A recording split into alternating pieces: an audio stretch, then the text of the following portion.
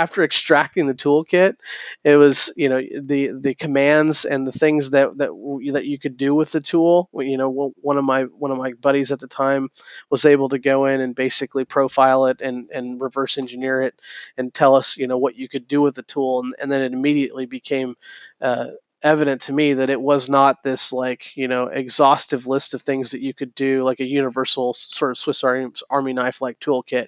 It was very specialized, and the code blocks in it had a different, let's just say some of the keywords were foreign language and related and things like that, and that really got me going. Like that one incident, which lasted several weeks, but that one incident was what really kind of got me really interested in doing threat intelligence and things like that. And I'll like I said, I'll never forget it. So.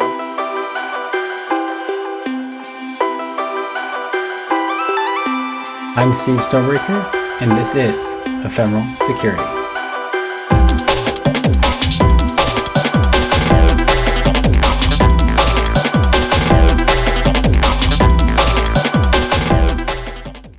Hello, Mike. Welcome to Ephemeral Security. Would you please state your name and what you do?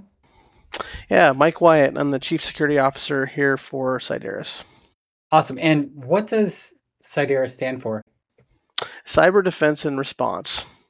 So the Cy is cyber, and the D is defense, and the rest is response. So CYDERES. I like that. Yep, correct. That's a great name. Thanks. So. And CYDERES does what? So think of it like just next generation MSSP, right? We provide managed security services, and the model typically is that somebody comes in and subscribes for a year-long subscription or multi-year subscription to outsource various functions of their security program. So I like to think of it as once somebody partners with us, we are a giant extension of their team virtually overnight. Nice. When did you first use a computer? So that one's interesting. So this goes all the way back to when I was 3 years old. I don't know if you can remember Bubble Bobble, the game. I do. I have fond memories of that. Okay, so it's old 8-bit sort of game, and this was back when we were using 5 1/4-inch floppies. I can remember this like it was yesterday. My father actually owned a 486 DX33, and this is so long ago when you had to have a math coprocessor, right? Gateway 2000.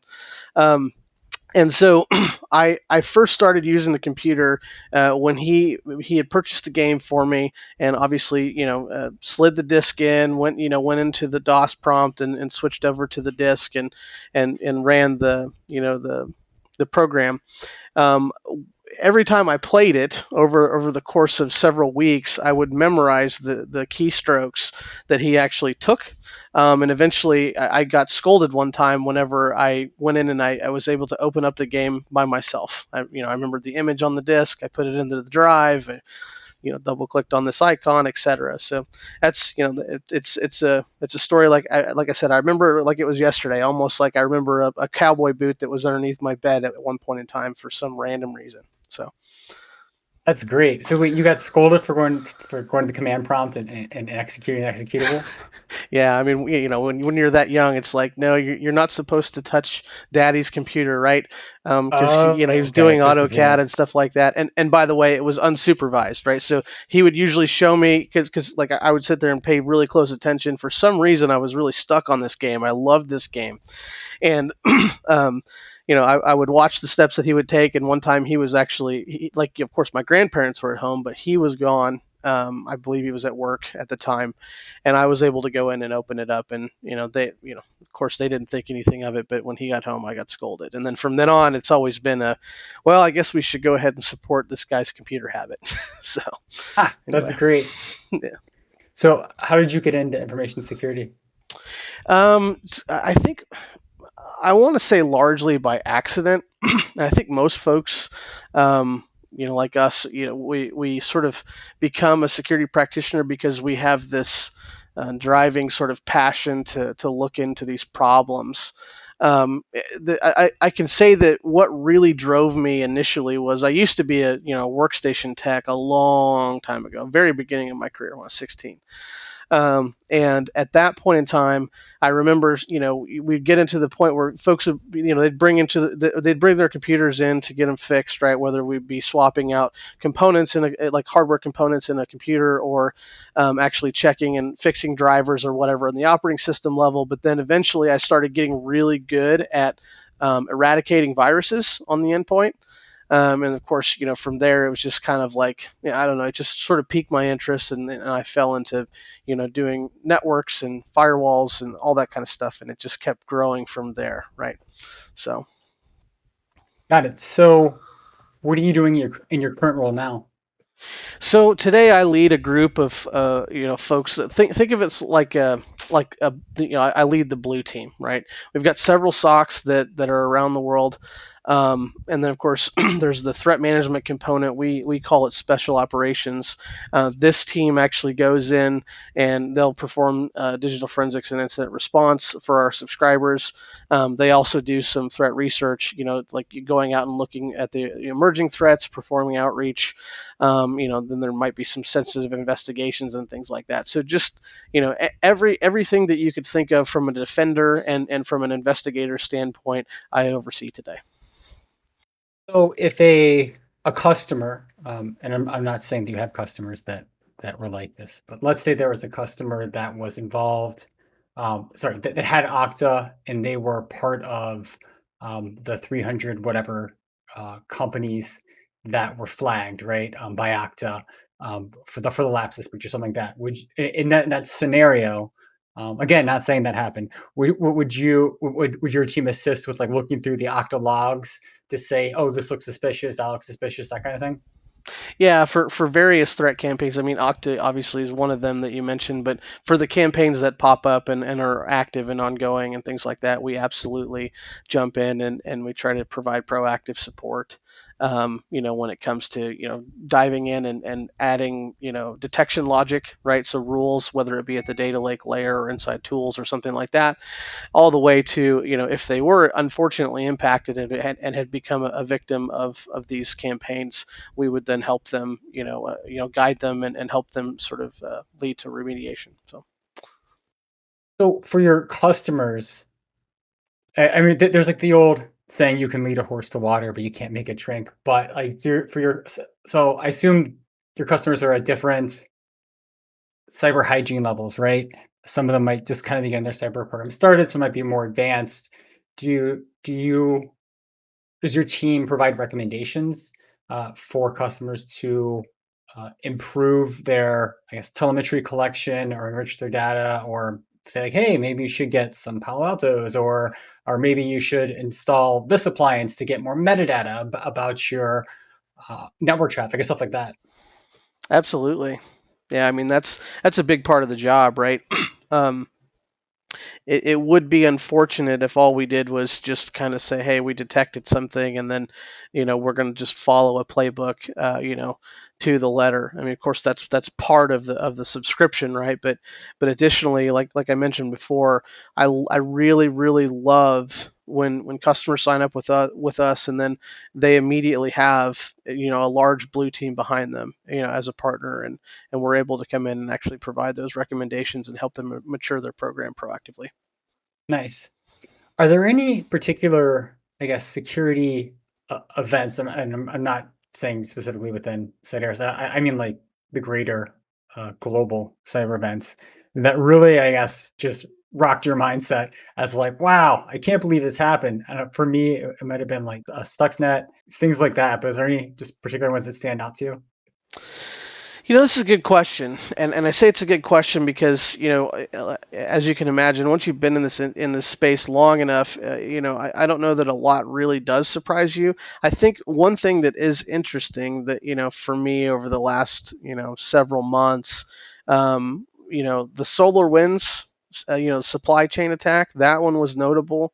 I thought that was really interesting, and obviously um, we were heavily focused on helping folks with that.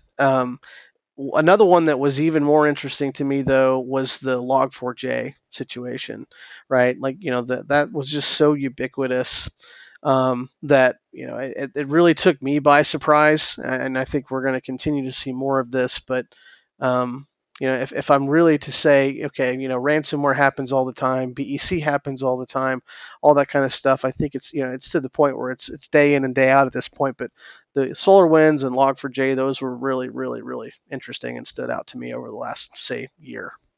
So. Yeah, the Log4j, the scanner CISO is recommending is dirt slow. But yeah, the SolarWinds one, I'm guessing a lot of companies had stage one delivered, but it's like, okay, did stage two happen, right? It's pretty easy for stage one to execute. So that was definitely an interesting one, for investigators, I think, because there is so much traffic going to these SolarWinds servers, just in and out. It is like it's a nightmare, right? Trying to figure out like lateral movement and stuff. And then if a SolarWinds server reached out to stage one, they could have just been gathering information to figure out what company you are and then just left you alone, right? But it's like, oh, maybe stage two happened. It's like, and then it's like a forensic. You have to really go down the rabbit hole. So it's definitely frustrating to investigate.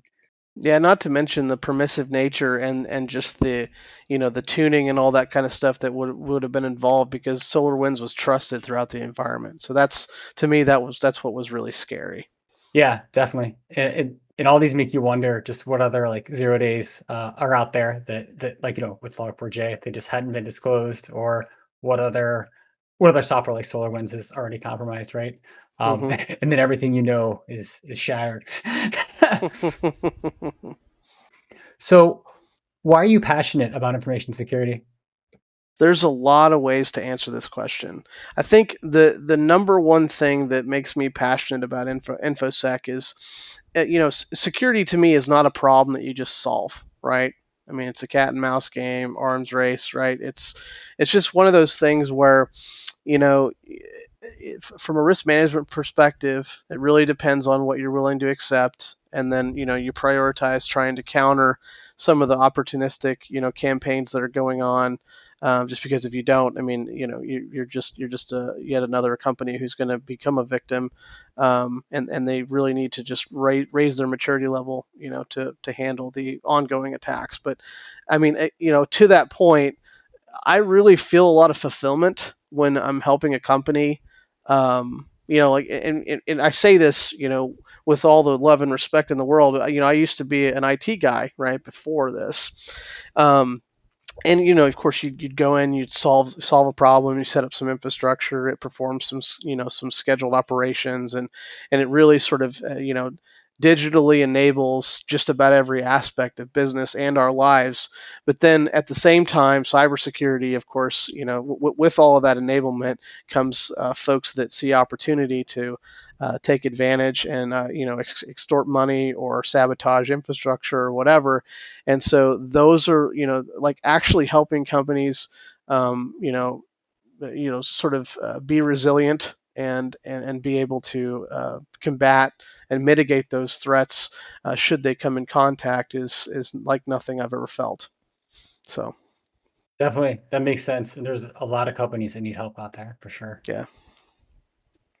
What do you think that the industry needs to focus on more? The cybersecurity industry in general. So yet another interesting question.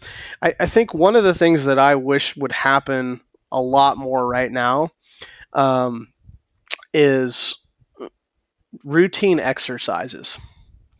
And what I mean by that is I keep thinking about, like, there's these products out there that perform attack simulations. Take it your Simulates or Verodin. These sort of attack IQ. These things that go out and they really test to validate that you have good detections in place and stuff like that. I really wish that more of that was happening, and more of that was happening in such a way that recommendations would come out of that, right? So let's say, for example, that we take real incident data and we really try to push, um, we really try to push people to go make the configuration changes that they need to really build security in. Because I forget the last number that I read, but there was some, like 30x investment that a company needs to make to bolt on security controls, whereas they could just make some config changes, build in some sort of best practices from a coding perspective and everything else, right? I really wish that we would focus on that, and I really wish that we would test ourselves a lot more often. So hopefully that makes sense. Yeah, it does. I mean, I guess one of the things you mentioned is about, putting the configuration changes and then building the code properly from the start. But I think, I don't know, my opinion is a lot of times companies like security is an afterthought until something bad happens, right? And Right. then like basically the security teams, it's almost like we're janitors sometimes, right? We come in and we're just cleanup, right? Somebody's pukes all over the cafeteria and we're cleaning it up. And at that point, it's yeah, it putting in those best practices. It takes a while to get there, right? So of course Mm-hmm. we want to deploy as much expensive software as possible to stop the bleeding, right? But yeah, I know for the tax simulation stuff. So those tools you mentioned, is that different than standard vulnerability scanning? Yeah, like in my opinion, of course, standard vulnerability scanning, of course, carries some aspects of that. There's some light validation, right? There's of course various levels of scanning, right? You give it some privileged credentials and things like that, and you're able to go and test business logic and other stuff. And I think there's some aspects of that that are important, but then there's other aspects where you're actually going out and testing an attack scenario as opposed to looking for a vulnerability and then validating it, right? You mean like lateral movement and stuff? You mean Right. like exploit and then move lateral? Okay. Right. Yeah. I think though, to your point, they go hand in hand, right? And this is what actually, this is what makes me really think that we should focus on this even more over time. Is you know, folks usually have a vulnerability management program in place. Now, there's different levels of maturity there. We know that. But I don't really think that there's enough adoption of just true attack simulations. Sometimes it's referred to as automatic purple teaming, and I really wish that we would focus on that some more because today the model typically is I'm going to hire a pen testing firm to come in, and they're going to do everything that they can to achieve their objective. Um, give you a report, and the hope is that whether it's annual or quarterly, the hope is that you've made progress between those tests. Well, what would the world be like today if almost every company performed these attack simulations every week, right? That'd be I something. mean, yeah, it just seems like we would be making more progress. I can't tell you that without actually seeing the results, but it seems to me like we need to pick up the pace, and I guess that's my point. So Definitely. I mean, sometimes like it can be hard to get the funding, right?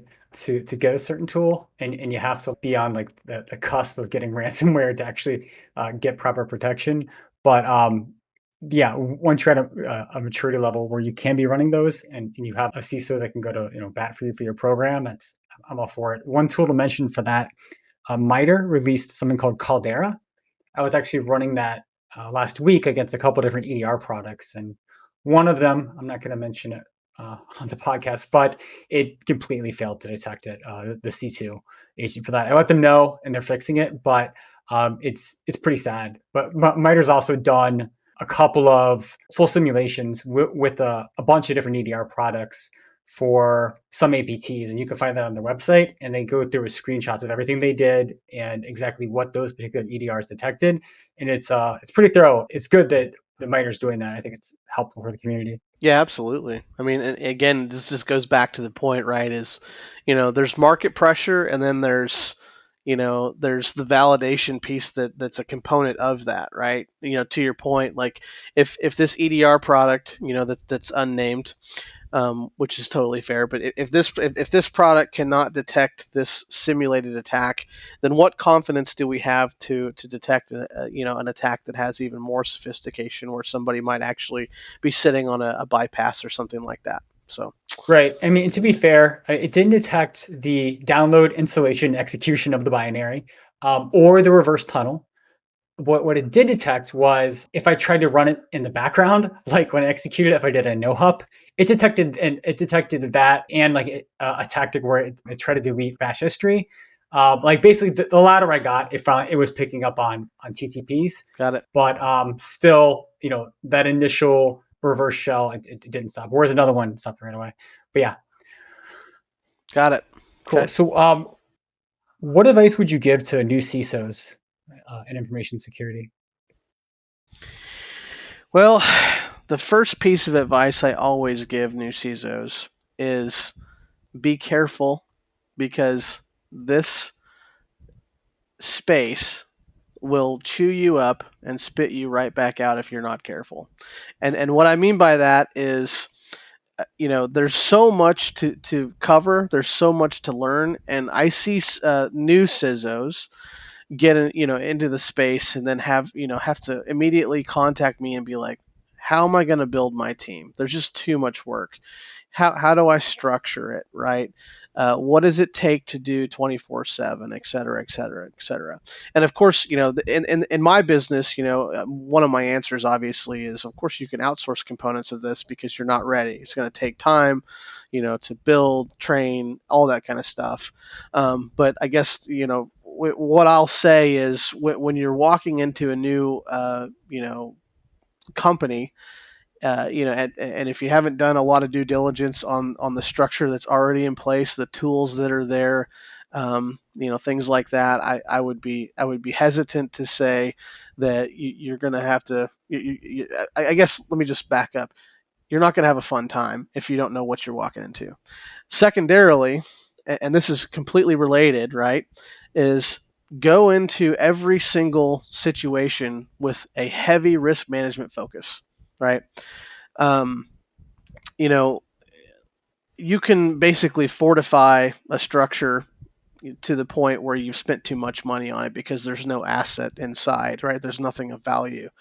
And I see too many times when I'm advising different security leaders or practitioners for that matter, at various levels, where they're asking, well, what should we do in this situation? Take SolarWinds or something like that. um, or take a log4j. And the reality is that I don't know that you can 100% protect against that, but go ahead and do the things that you believe that you can do within some economical boundaries, right? In other words, don't spend too much money on security and then basically try to make recommendations that would put you out of business. That doesn't make any sense. Yeah, I completely agree with you. I think that when companies buy tools, they spend lots of money on stuff and they might think that they're getting protection, but really it's going to be 6 months or a year down the road until they implement that tool. Things like Zscaler and stuff like that, they take a long time to deploy, right? And even then, your deployment team might get it wrong, just because of business reasons. They may put in 1,000 exceptions, right? And so those exceptions might be important. Or maybe your tool can't handle certificate pending, right? And the bad guys are using that to exfiltrate. I think it's definitely a combination of things, and knowing really what to focus on first can be tricky, but definitely hygiene is certainly important. Mm-hmm. Yep. What's some of the best advice you've received?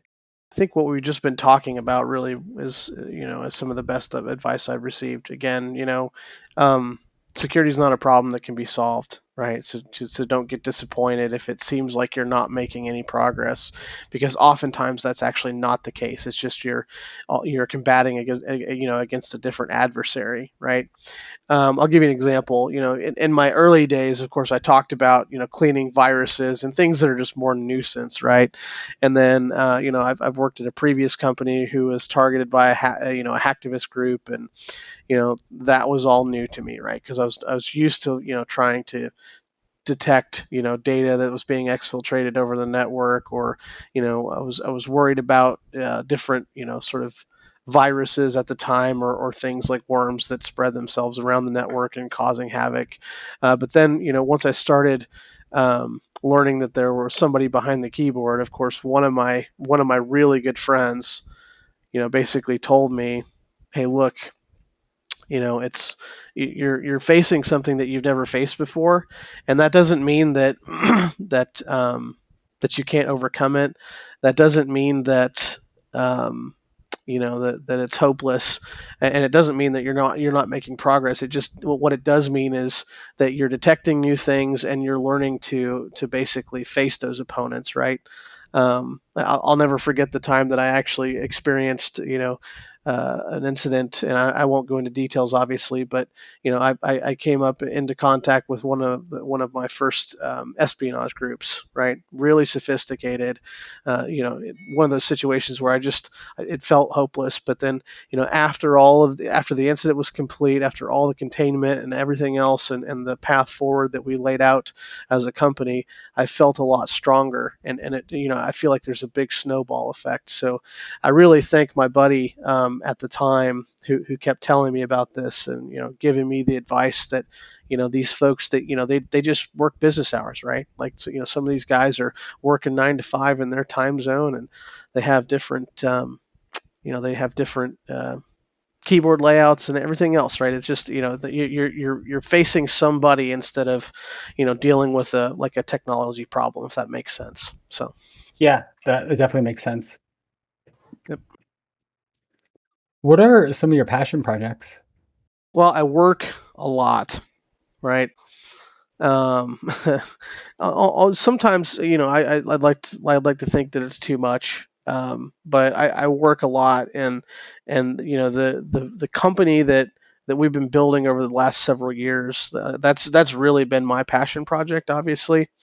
um, I don't know that I turn it off very often, unless it comes down to some of the basics, like you know, leveraging, various amenities in my building, going out and having fun with my friends, etc. But at the end of the day, I do like to make sure that, I toy with, and this is going to sound silly, but I've got a lot of screen real estate at home. Right, so I've got what would effectively be 10, 27-inch monitors that sit in front of me Wow. all the time. So I want to make sure that I have a setup that's really easy to use. There's plenty of real estate. There's probably like over a terabyte of RAM sitting in my office right now.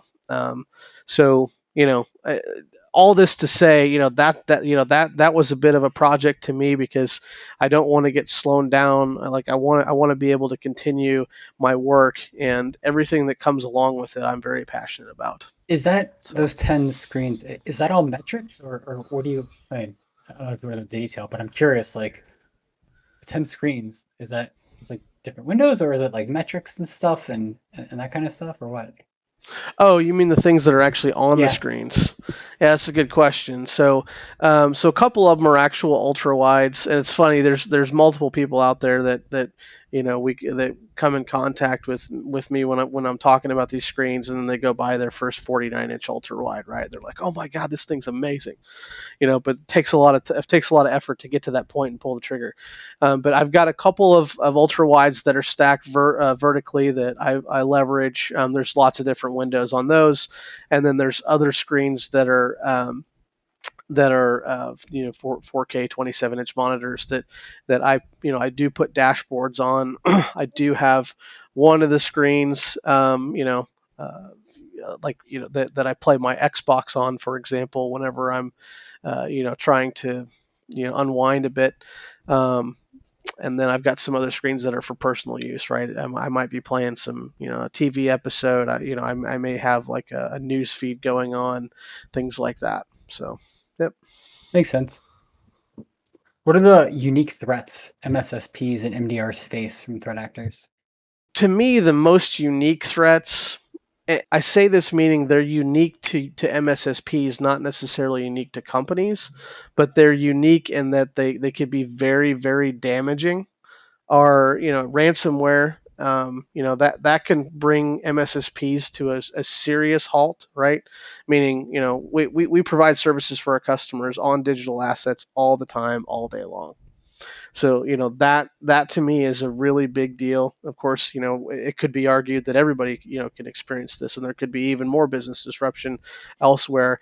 I think at the end of the day, what I'm saying is it would bring this business to a halt, right? Any MSSPs that experience that, and to that point, the business disruption that an MSSP can experience. from like the pandemic, for example, for those that primarily relied on premises, that kind of stuff obviously was a big deal, right? For our company, it really wasn't a big deal. We were cloud first, that kind of stuff. We largely don't have multi-tenant infrastructure and stuff like that, and so we were able to work through that. But for other MSSPs that I've got some peers in the community, they were dealing with that pretty hot and heavy. So hopefully that makes sense. Yeah, definitely. Would you be able to tell me about any true positive security incidents you were involved with? Yeah, this one's a tough one to answer, right? I can tell you. Remember, I sort of alluded to an incident that I was dealing with earlier on in the podcast in a previous life. And I'll remember this incident, for the rest of my time. I still remember, basically, I came in contact with an espionage group, right? Alleged, right? But all the threat intelligence pointed in one direction. Everybody, had told me based on their observations and their experience, this particular behavior was attributed to a group, and these were their motives and everything else.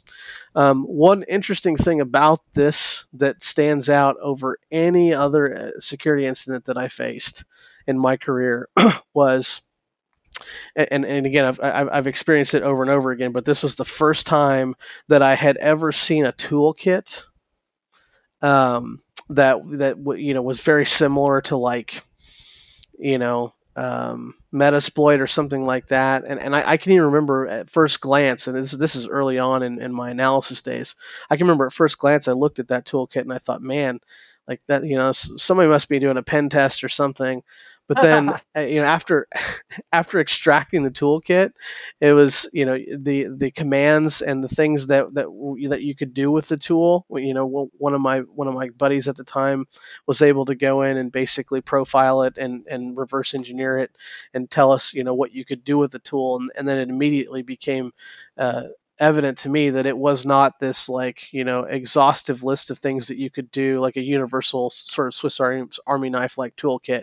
It was very specialized, and the code blocks in it had a different, let's just say some of the keywords were foreign language and related and things like that, and that really got me going. Like that one incident, which lasted several weeks, but that one incident was what really kind of got me really interested in doing threat intelligence and things like that. And I'll like I said, I'll never forget it. So That's super interesting. So espionage, was that like intellectual property theft? yeah, that's correct. Yep. Oh, okay, interesting. Yep. Yeah. Yeah, I remember when I came across PowerShell Empire in the wild in previous life, and it's really weird. Like I'm looking at like why is this machine calling like news.php? And it was just like over and over again. I'm like, this machine keeps calling these three PHP files, and like so I just did some googling, and if you like concatenated the search with like an and operator for the three PHP files, sure enough, in GitHub, PowerShell Empire comes up, and I'm like, oh crap. Right. And then once I'm looking like what I can do and stuff, and I'm like, oh, what's it doing on my network? Yeah. So What's it yeah, doing? How yeah, did it get here? Oh crap! yeah, Now that it's here, you start to ask yourself all kinds of questions, right? Again, going back to my previous comment, who's behind the keyboard, right? right, So just a totally different experience. yeah. And then So it's like, who's patient zero, right? yeah, absolutely. So So as far as non-digital stuff, I mean, I guess maybe digital. For books, are there any books that had a big impact on your life or changed the way you thought about things or did things? absolutely. I mean, there's plenty of them, but this is where I'll take the opportunity and shout out the book "Measuring and Managing Information Security Risk." If you ever follow the Risk Lens guys, right?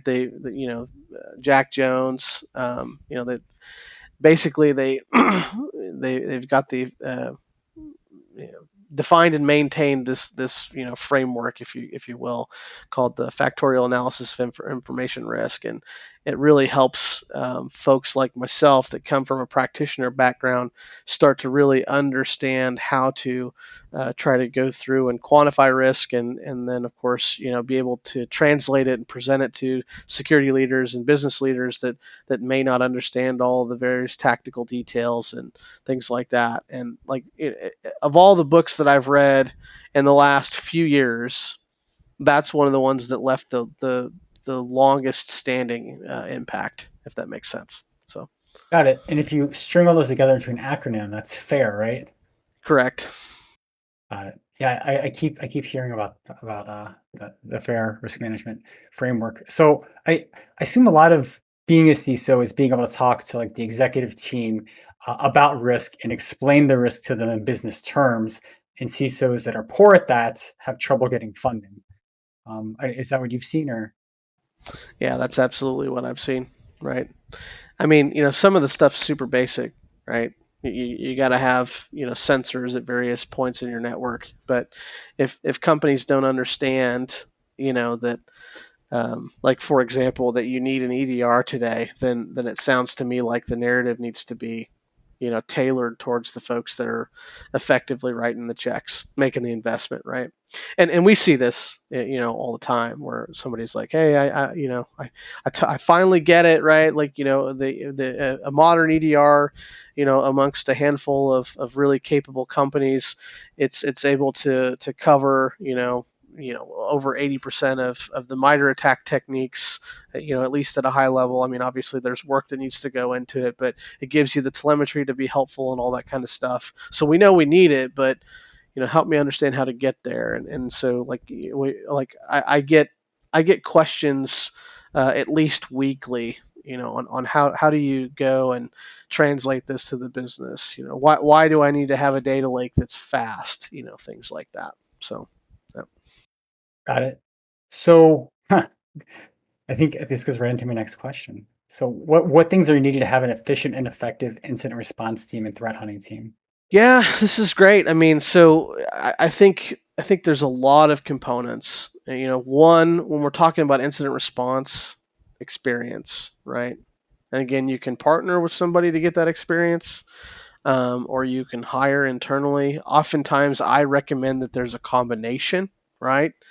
um, because you definitely want to have somebody internal that understands how to navigate the business. They understand who are the system owners. They've got a rapport within the business to try to get things done. They're able to disseminate threat intelligence information appropriately. Those kinds of things, I think are important, and I think most companies are doing that. Back to your point towards the beginning, there's varying levels of maturity on either side, but it's definitely something that's that you want to do.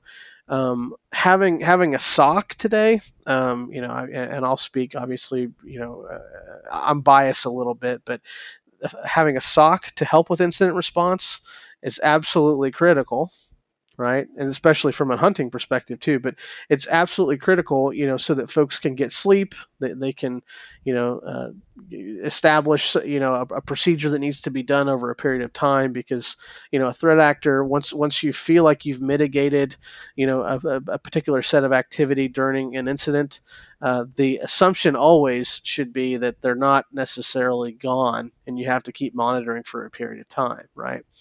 And so having that 24/7 staffing ready to go, and oftentimes already there, is really really critical. And why this is a problem for most companies today is it's a large expense, right? If you try to build your own SOC today, you're talking millions of dollars, and that's just for a company of average size. And so this is what you asked, why am I passionate about this? What's why what drives me? Having a capability that that can help lots of people is something that's very fulfilling to me. From a hunting perspective, I think it's definitely important to ensure that you can see as much as possible, right? And when I say that, I mean you've got to have a lot of telemetry and when I say telemetry, I mean raw logs, right?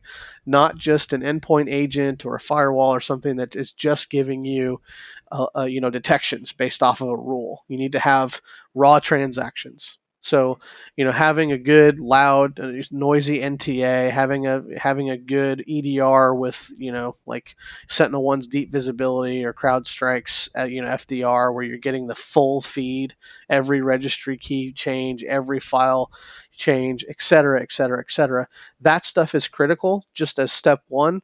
And then step two, there's a model called the Tahiti model that's more sort of like hypothesis based. If you want to try to drive proactive threat hunting into your environment, I really encourage folks to check it out. But the reality is, going back to the attack simulation sort of methodology, it's important to have hunters actually going in and being able to ask questions against their data sets to try to find a particular technique.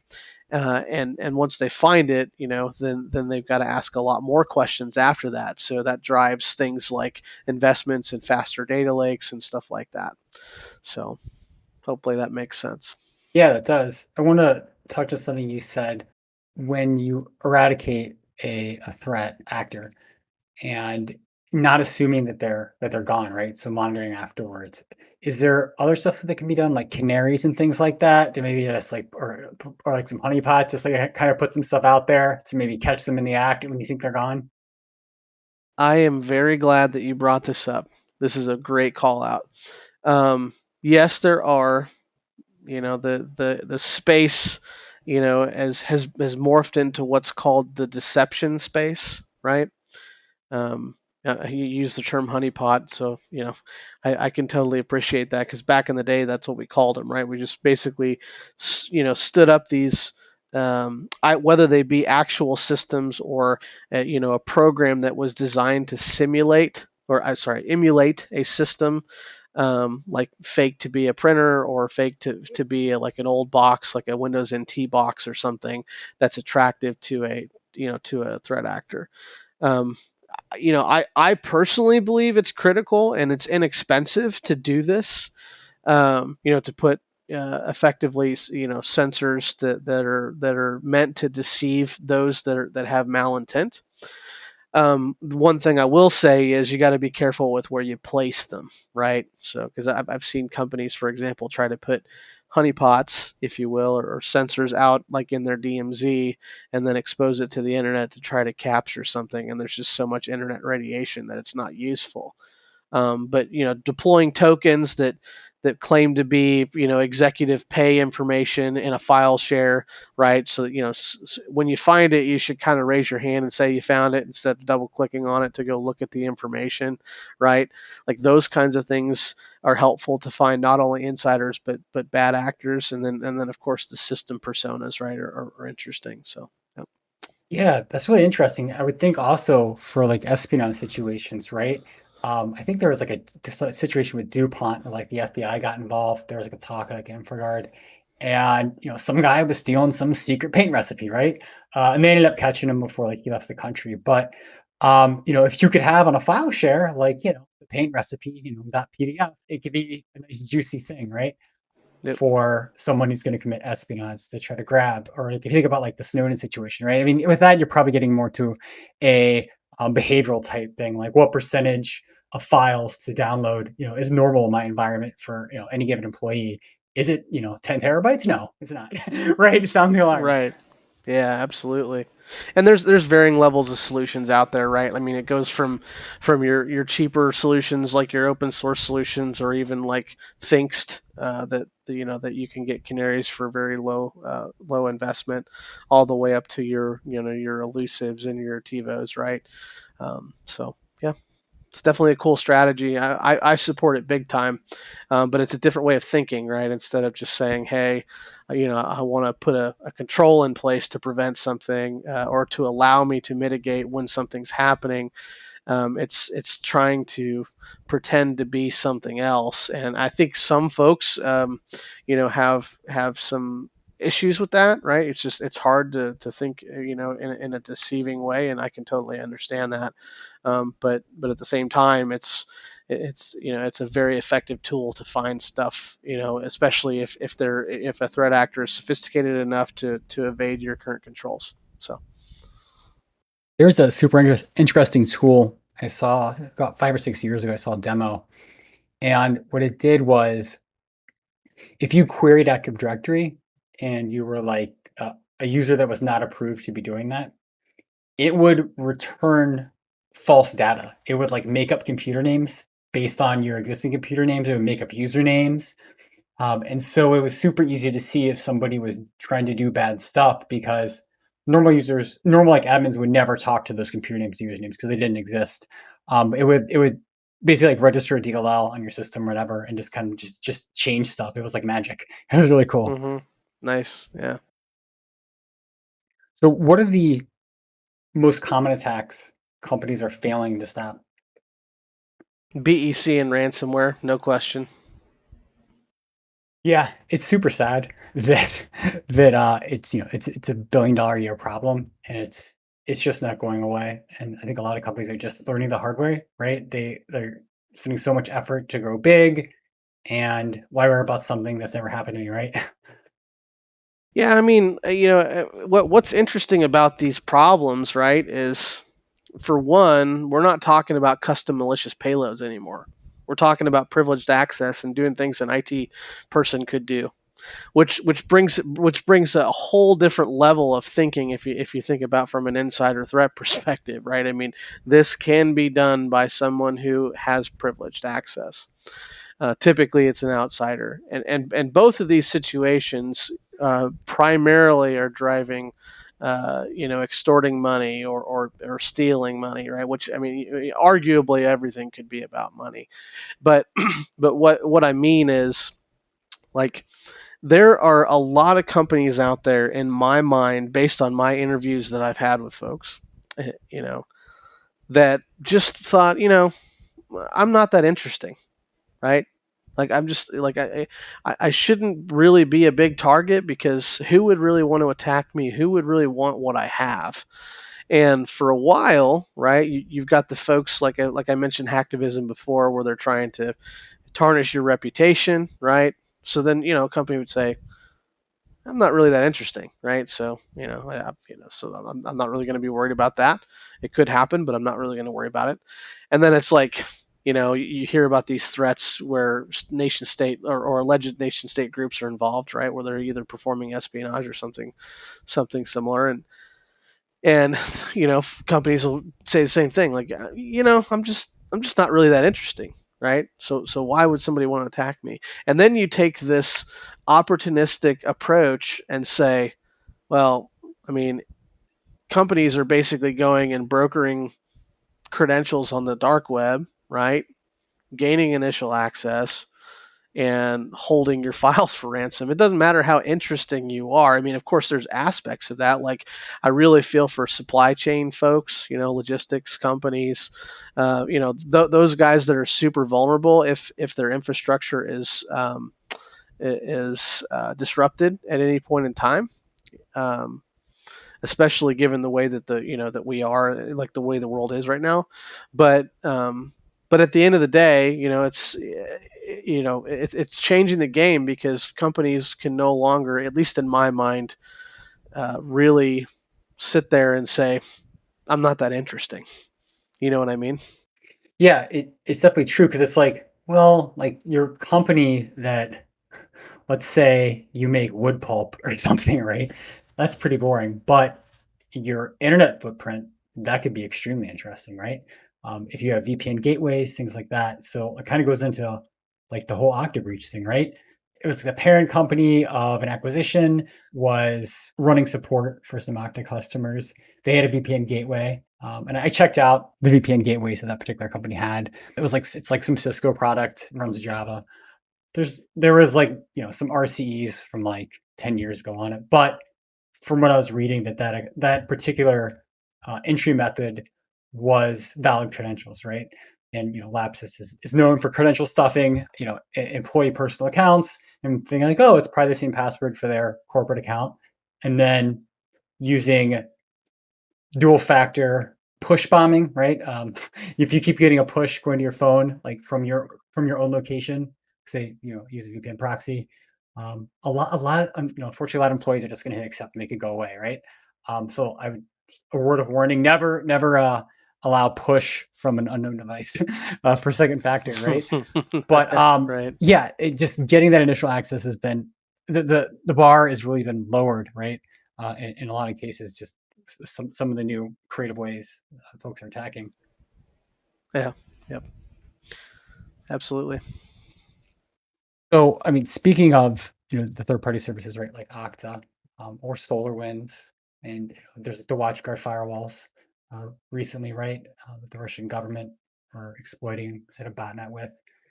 What are some things that companies can do to reduce risk in these types of situations, both before and after event, both before an event and after event? So before, like they even know about a compromise, or before it's compromised, and also after, right? Yeah. Yeah, I mean, there's a lot to that, right? I mean, that's one of the reasons that we're in business. And I say that meaning security practitioners, right? That's one of the reasons that we're here. What I can say is some immediate steps that that companies can take um, to reduce their risk is really focus on phishing, and I mean every aspect of it. And of course, I'm saying this, and I'm sure some of your listeners are laughing. They're like, phishing has been a problem ever since day one. Well, it's not gone away. But of course, there's some best practices out there, right, where you're going in and you're training users to report, abuse. You're triaging those, performing your browser blocking, trying to go get infrastructure taken down. There's the various preventive mechanisms, DMARC, DKIM. Having a good, solid, email gateway that actually has a good reputation and has proven to be effective. That kind of stuff. I think all those things are really important. And then of course beyond phishing, there are several things today that I would say people need to fix right now.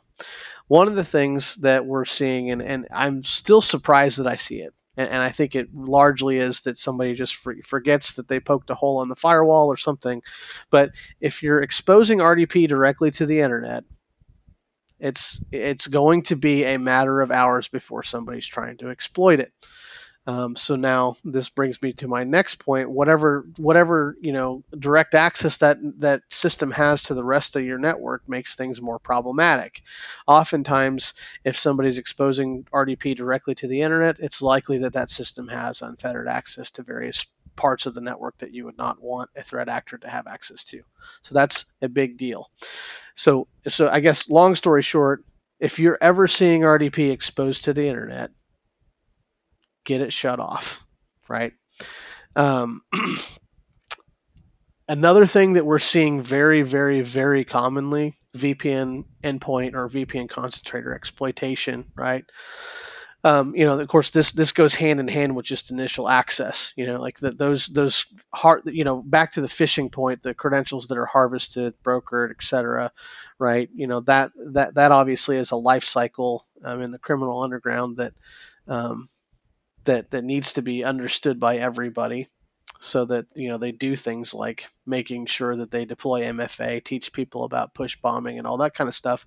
But don't forget that your VPN concentrators also present a risk if not managed appropriately. And what I've been telling people, and what we heard from various folks is, like, whenever the pandemic really started and folks were forced to work from home and VPN concentrators were expanded, capacity expansion, all that kind of stuff, and there was a lot of IT backlog to getting everybody to work from home.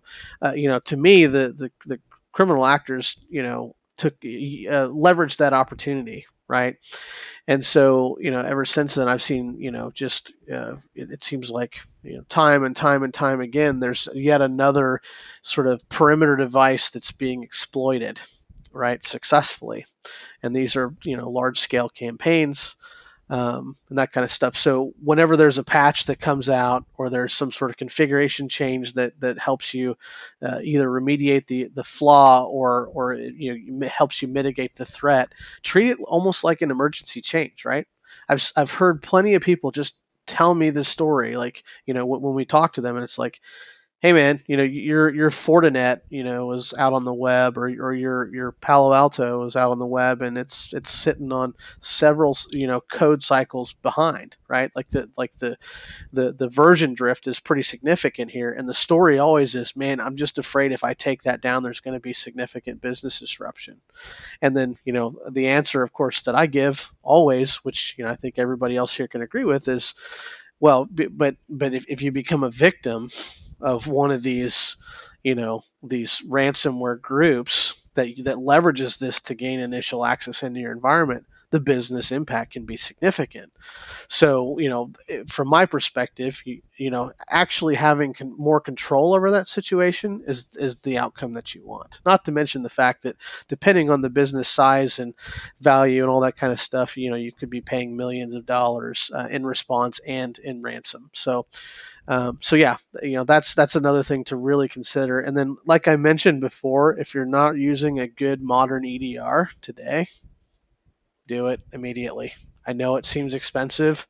I know sometimes it seems like it's unnecessary, but there's so much visibility that's to be gained with that deep visibility aspect of like your CrowdStrikes or your Sentinel ones or your Carbon Blacks. And so if you're not doing, that, I consider it so basic that you need to do that. I mean, think about it, right? The internet is the network. Your entry points into various systems now in the platform economy that we live in today are your identity. So if you don't have a good identity and access management program, definitely need to move forward with that, right? Mature that as much as possible. Maintain visibility on the endpoint. Focus on phishing, and then those two perimeter aspects that I mentioned about RDP and VPN concentrators. Keep tight control over that. So I said a lot. I'll go ahead and pause because I'm Yeah. sure there's many more things to talk about. But as you can tell, I'm very passionate No, about I have a lot this. to say about this. So especially the VPN concentrators. So I guess some of the other stuff I've seen that companies can do is have a certificate on each machine, right? And you need that certificate to be able to authenticate to the VPN. But there's also some cheap stuff you can do, right? Like with Cisco VPNs, you can have a script that executes upon a successful authentication that will check for registry key, will check for the EDR process, right? That your company, if your company's EDR program should have a service running, you can check for that service. And if that stuff's not there, you should just disconnect the client, right? That's cheap. It's an easy win, but also there are ways to not expose your VPN concentrator to the general internet. And I wish companies would look at that more. There's something called single packet authentication. It's kind of like the evolution of port knocking, but it has to do with something that's already on your device, and you send a special packet. Mm-hmm. And if the first packet is not that special packet, then it's just a black hole, right? And so people won't even know your concentrator is there. So that's, I guess it could get a little tricky if you're trying to get somebody back onto the network, right? Like a particular employee or something. But the help desk would have to be trained for those situations. But aside from that, the speaking of help desk, right? There's you you really have to have training for your help desk employees to make sure that they're not going to get social engineered to resetting passwords or resetting MFA factors, right? That's another way identity can be uh, overwritten, right? But even if, like, let's say you use Okta, and let's say you're one of the 300 or so companies that were part of the breach, right? Well, then they could reset passwords. The bad guys could reset passwords and multi-factor auth. So it's like, okay, do I need to start tying, like, do I need to have like multiple MFAs? Which it almost sounds laughable, right? And like a nightmare. But I mean, I don't know. I'm wondering your thoughts are on that. Like, if like, is there another hoop that we should make people go through, or like a way we can do it seamlessly? With I think Cloudflare has something that's really seamless um, for like an extra layer of authentication. What are your thoughts on that? I mean, I like it. I definitely like it in theory. Um, I think the challenges that you laid out are gonna make people hesitant to adopt, right? Like that's really my thought around it. If that makes sense. Yeah, some of it's a little bit conceptual, but I did actually meet the the CISO of one of a certain company, and they were an MSSP, and their VPN. I was telling him, I was like, yeah, I was scanning your infrastructure before I came in for the job interview, and this firewall it just disappeared. I'm like, it was there 1 minute and it was gone the next. And he's like, oh yeah, we use single packet authentication. And I was like, holy shit, you're the first company I've heard using that, you know. But it was really Nice. cool to see that they were doing that. Yeah, no, I mean, it's like one of those things, right? That there's a scale, I guess, um, to how obscure your infrastructure and your communication patterns can be. Um, so it's I do like the idea a lot in theory. I just think, yeah, like to your point, it's gonna you have to start training people, how to support it and all that kind of stuff.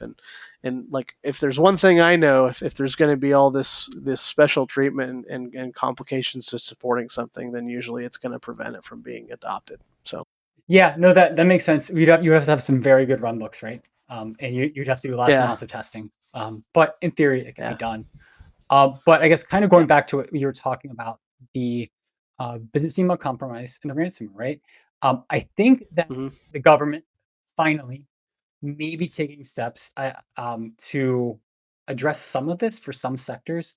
There's the Strengthening American Cybersecurity Act of 2022, which will require critical infrastructure as defined in Presidential Directive 21, to report ransomware payments within 24 hours. So if you have to report a ransomware payment in 24 hours and you are part of this critical infrastructure, um, this is something that would hopefully make your company want to get like a good EDR to prevent ransomware, right? Because there's a lot of companies out of shame, they don't announce that they got ransomware, right? But this is kind of came out of the reaction to the Colonial Pipeline incident. This will cover a lot of companies, financial sector, things like that, that you might not typically think of critical infrastructure. And so I think the government's going to be expanding their reach for some of this reporting, which hopefully will lead to companies needing to install better protection. What are your thoughts on that? You think they're going far enough? You think that's a good idea? Or I think we have yet to see the impact of this, right?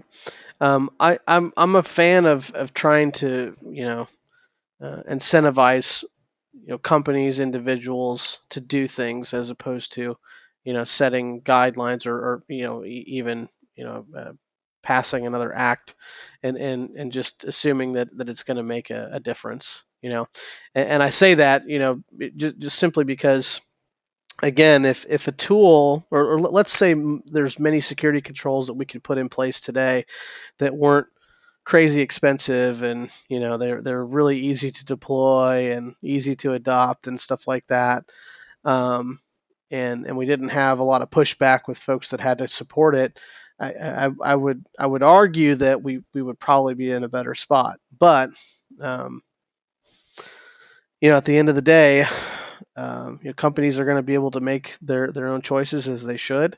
And we'll see what happens. There's a lot of feelings about this that are polarized, and so I'm interested to see what the impact's going to be, and to see if it's actually going to make a difference. So yeah, I just listening to you talk about this, I kind of had an idea. I don't know if it's stupid or not, but if you think about like car insurance, right? Like car insurance is not that expensive, right? But when I get in an accident, I might have to pay a deductible or something like that, right? And then maybe my insurance goes up. It'd be interesting if like the EDRs took a model where like they make it like really cheap, and then the more your users get into trouble, click on malicious links and stuff, it might start jacking up the price a little bit, right? If there's going to be like a ransomware situation or something. I don't know. I'm wondering if there could be a model like that where, well, one, the companies shouldn't be abusing it, right? But if there was a way to like, I don't know, kind of show you how much is the product's doing and stuff like that. But if there's no bad guys on the network or your company's not clicking emails or whatever that are bad, the alerts wouldn't be going off. I don't know. yeah, I mean, I think it goes back to the idea of aligned incentives. So Is there anything that else you would like to share about your experience in the information security industry?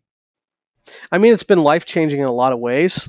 So for anybody that's listening, I've heard various perspectives. All I think are are valid, but one of the things that pains me the most is is hearing that people say, don't get into infosec. Yeah. You're going to be asked to work crazy hours. You're gonna basically be blamed for everything and all that kind of stuff. And sure, I get that, right? I understand that argument for some people that are put in situations that are unfortunate. But what I will say is that once you get into the groove and you really start, um, having proficiency in various domains of study and all that kinds of stuff, and you get your feet under you, like it's a very fulfilling career path. It's definitely a valuable space. You're helping people, with again, coming into contact with various enemies. Um, and so it's to me it's great. I'll never look back. Like I said, I used to be in IT. I switched to cybersecurity, and I will never look back. I love it, and I encourage everybody else to just not give up and keep going. Right? It takes a couple of really solid, hardworking years, and arguably it never stops. But it definitely gets easier, right? Because you start to understand the fundamentals, you start to get exposed to various attacks, and you start to become very fluent in what's happening, and you're able to keep up a lot easier. So hopefully that helps your listeners here if they're questioning whether or not they want to remain in Yeah, infosec. absolutely.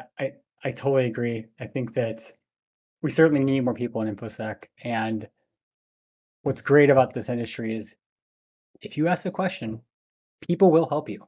They really want to help you.